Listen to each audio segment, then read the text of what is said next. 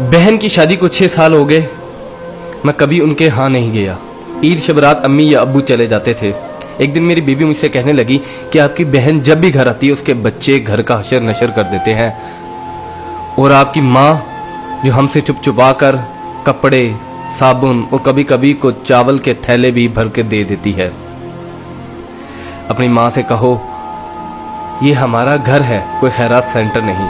मुझे ये सुनकर बहुत गुस्सा आया कि मैं अपने घर का बहुत मुश्किल से गुजारा कर रहा था और मेरी माँ सब कुछ मेरी बहन को दे देती है।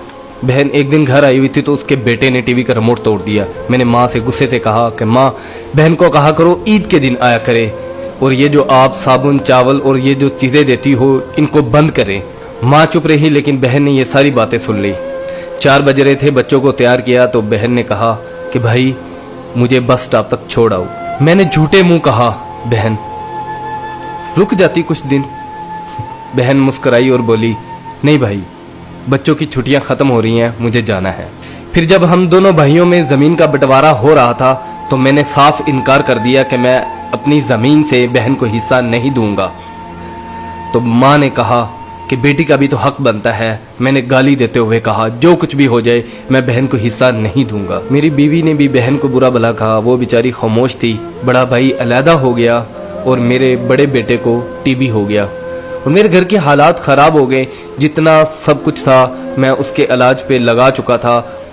मेरे पास इलाज करवाने के पैसे नहीं थे, मैं बहुत परेशान था। लाखों रुपए लगा चुका था और भूख सर पे थी। परेशानी की हालत में कमरे में बैठा शायद अपने हालात पे रो रहा था। उसी वक्त मेरे घर में वही बहन आई। मैंने गुस्से से बोला ये आ गई मनहूस। मैंने बीवी को कहा कुछ तैयार करो बहन के लिए। बीवी मेरे पास आई और कहा कोई जरूरत नहीं गोश्त और बिरयानी बनाने की। फिर 1 घंटे बाद वो मेरे पास आई।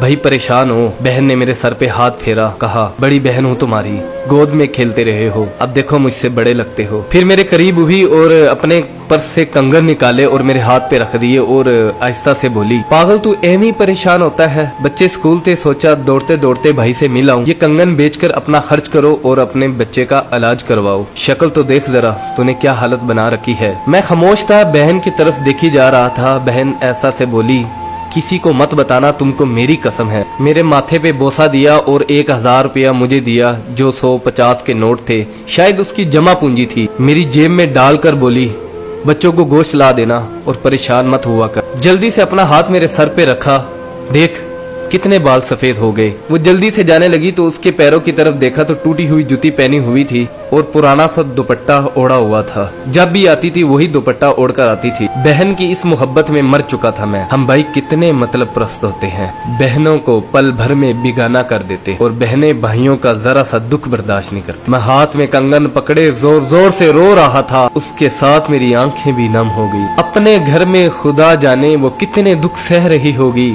कुछ लम्हे के लिए अपनी बहनों के पास बैठकर हालचाल पूछ लिया करो, शायद उनके चेहरों पे कुछ लम्हों के लिए एक सुकून सा आ जाए। बहनें माँ का रूप होती हैं और भाई बाप का रूप होते हैं। स्टोरी अच्छी लगी हो तो इसको लाइक कर दीजिएगा, इसको शेयर भी कर दीजिएगा।